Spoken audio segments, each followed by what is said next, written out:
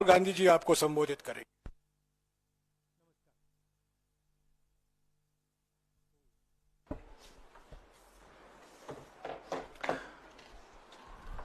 Parliament में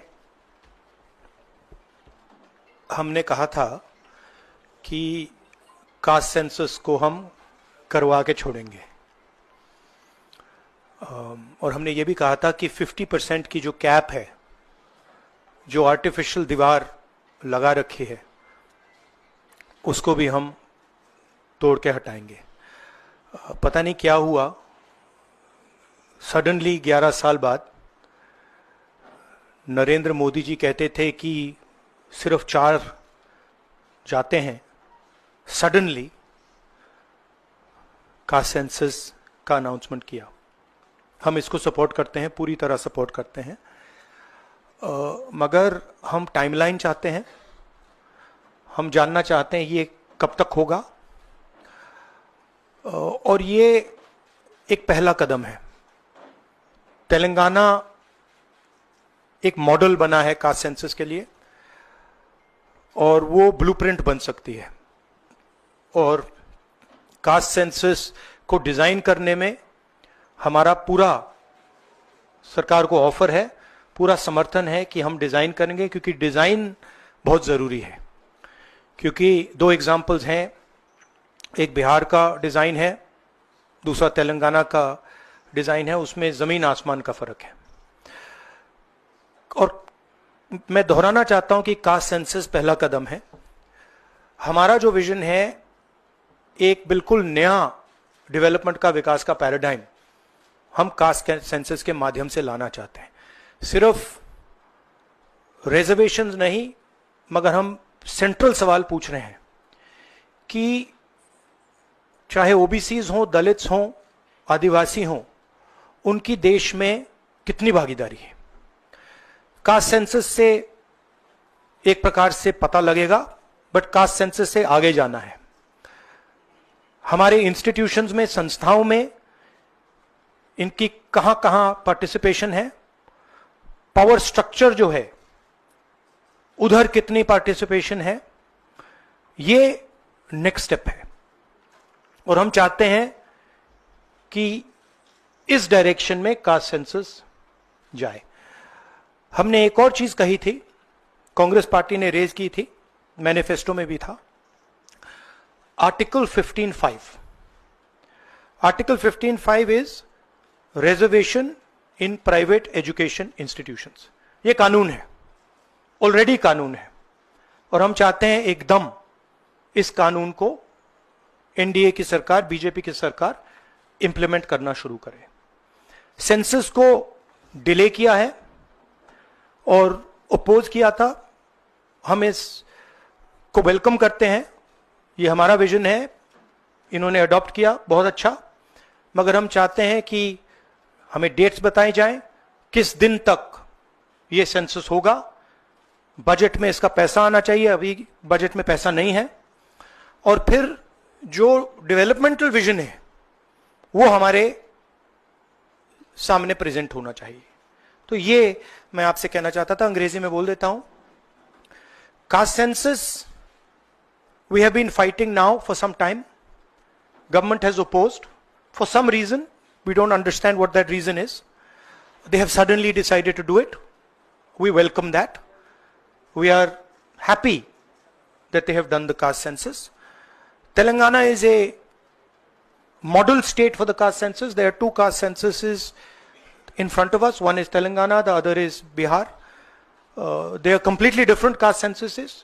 The Telangana caste census, the questions have been developed by a process of consultation, not a closed process, open process, by asking the stakeholders what are the type of questions, and it's been a very detailed, very granular exercise. We would like the national census to follow some of the ideas of the Telangana census, and we are more than happy to help the government develop the national census on similar lines. We've had 2 other issues that we have discussed, which are also central, which is the 50% cap on reservations. Now this is becoming an impediment. This is becoming an impediment to development, to progress of our country, and to the progress of backward castes, Dalits and Adivasis, and we want this 50% barrier to be eliminated and broken. We have stated that. We have put enough pressure on the government to get the caste census done. We want a date by when it's done. We are going to put pressure on the government to make sure that 50% cap is destroyed. And after that, there is a third thing, which is the Article 15(5), which is reservation in private educational institutions. It is already a law. We want that law to be implemented as soon as possible. So that is broadly the structure. We see the caste census as a new paradigm of development. And we want to go beyond the caste census. We want to understand what is the participation of 90% of our population in the power structure of our country. Where are they participating effectively? And where are they not participating? And we want to give them participation and access to power. So we are absolutely convinced in the Congress Party that the caste census is a first step of a completely new development paradigm in the country, and we are going to push this paradigm through one way or the other. It doesn't matter what the BJP thinks.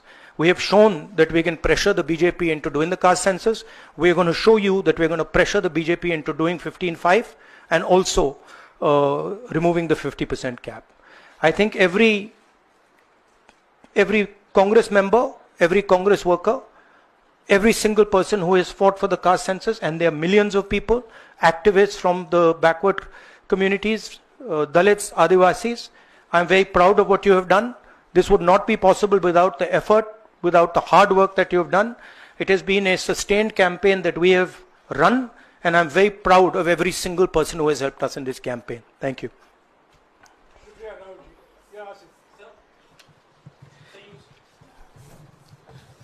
So you said that the government was opposed to this and suddenly decided to take this step. Do you think that this decision has been taken in light of the upcoming Bihar polls?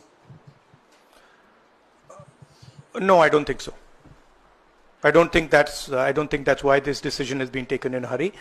I don't need to comment on whether they took it, when they took it, how they took it. Now they have taken it. We are happy they've taken it. Now this needs to be taken forward.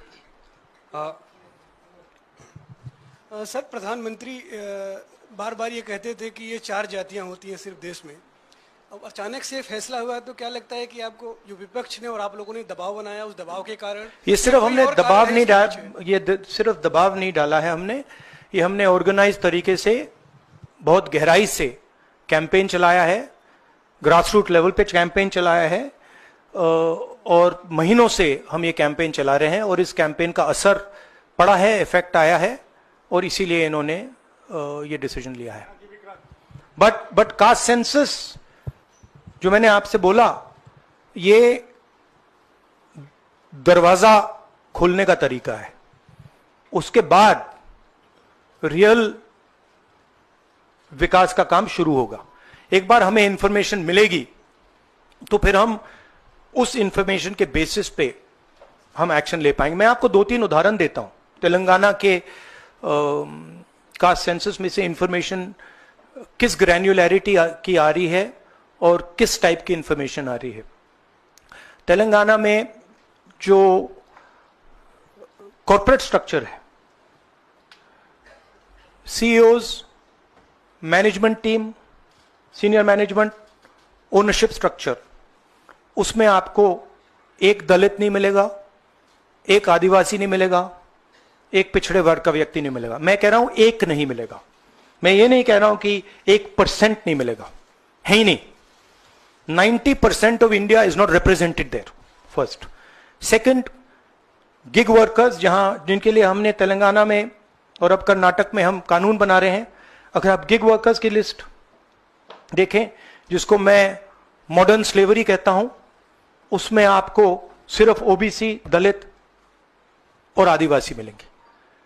तो ये 2 streams बन रही हैं. एक stream मजदूरी की stream, गरीबी की स्ट्रीम, बेरोजगारी की स्ट्रीम, जिसमें दलित, आदिवासी, पिछड़ा वर्ग है, और दूसरी स्ट्रीम जिसमें एक छोटी सी एलीट पूरे के पूरे सिस्टम को कंट्रोल कर रही है. उसके ऊपर अदानी जी, अंबानी जी बैठे हैं. तो ये कास्ट सेंसस इस चीज को बदलने का फाउंडेशन है, पहला कदम है। राहुल जी, आप लगातार दबाव बना रहे थे, लेकिन पिछले 11 सालों से प्रधानमंत्री मोदी इस पर नहीं मान रहे थे। अभी पहलगाम का इतना बड़ा हादसा हुआ, क्या आपको लगता है कि इस वक्त में जो टाइमिंग है प्रधानमंत्री की कास्ट सेंसस को मानना, वो पहलगाम से ध्यान भटकाने की कोशिश है? आप जर्नलिस्ट हो, ये आप लोगों का काम है, आपका काम स्पेक्यूलेशन है, मेरा काम स्पेक्यूलेशन नहीं है, मैं फैक्ट्स पे काम करता हूं। तो आप स्पेक्यूलेट कीजिए, मैं इस पे स्पेक्यूलेट नहीं करूंगा, मेरे को स्पेक्यूलेट करने की जरूरत ही नहीं है। उन्होंने क्यों लिया क्यों नहीं लिया उसमें मुझे कोई इंटरेस्ट नहीं है। लिया और ये बड़ा स्टेप है। मैं सिर्फ ये समझना चाहता हूं कि ये सेंसस कब होगा और ये किस प्रकार से सेंसस होगा, कौन से सवाल इसमें होंगे, क्योंकि आप कह सकते हो कि हमने सेंसस कर दिया और फिर रेलेवेंट सवाल आपने नहीं पूछे तो फिर उसका कोई मतलब ही नहीं है। तो तेलंगाना में हमने बहुत गहराई से पब्लिक में जाकर कंसल्टेशन करके, लाखों लोगों से कंसल्टेशन करके हमने डिजाइन किया है। तो we want a people census, we don't not want a bureaucrat census. Sir, आप पहले ही कहते थे कि एक्सरे है, तो एक्सरे के लिए सरकार राजी हो गई है। किस तरीके से एक्सरे हो? आप बार बार तेलंगाना मॉडल की बात कर रहे हैं, तो क्या तेलंगाना मॉडल अडॉप्ट होना चाहिए? किस तरीके से होना चाहिए? नहीं, देखिए, तेलंगाना मॉडल में 2-3 प्रिंसिपल्स हैं। पहला प्रिंसिपल है कि बंद कमरे में 5-10 ब्यूरोक्रेट्स ने उसको नहीं डिजाइन किया, ठीक है? क्योंकि फ्रैंकली बोलूं तो जिन कम्युनिटीज की हम मदद करने की कोशिश कर रहे हैं उनकी होल्ड ब्यूरोक्रेसी में है ही नहीं। तो हम चाहते हैं मैस सेंसस, ओपन टेक्नोलॉजी का सेंसस, जहां हम स्टेक होल्डर से पूछें आपको एक्चुअली डिजाइन में आपकी क्या राय है, आप डिजाइन के बारे में क्या सोचते हो। यह तेलंगाना का first principle. Second principle Telangana में कि we have set up a expert group who is now going to study all the data and is going to present to the government of Telangana a vision based on caste census. So that is the second step. And third step, as you are already aware, Telangana has demolished that wall of 50%, right? And also the 15(5), article 15(5) जो मैंने mention किया है।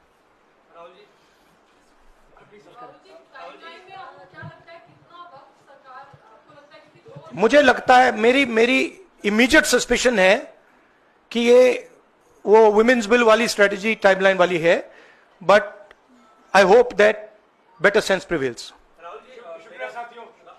अच्छा, no, I want to से one other thing which is frankly बहुत जरूरी है, और आज ये शायद कास्ट सेंसस से भी ज्यादा जरूरी है।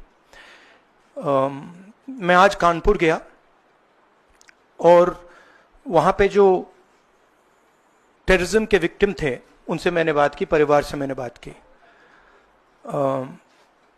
कोल्ड ब्लडेड तरीके से उनके बेटे को मारा गया है, बिना मर्सी के।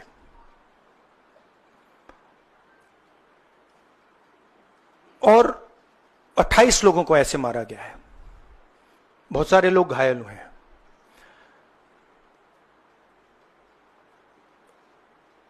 मैं इस पे कमेंट नहीं करना चाहता हूं ये कैसे हुआ। मैं सिर्फ ये कहना चाहता हूं कि जिन लोगों ने ये किया है, जो भी हैं, कहां भी हैं, they have to pay for this. And they have to pay for it properly, not in some half-hearted way, ऐसे आलतू फालतू तरीके से नहीं। They have to pay for it properly, कि इनको याद रहे कि हिंदुस्तान के साथ ये नहीं किया जा सकता है। हमने क्लियरली ऑपोजिशन की और सरकार की मीटिंग में क्लियर हमने लाइन दी है, यूनानिमस लाइन, कि जो हुआ है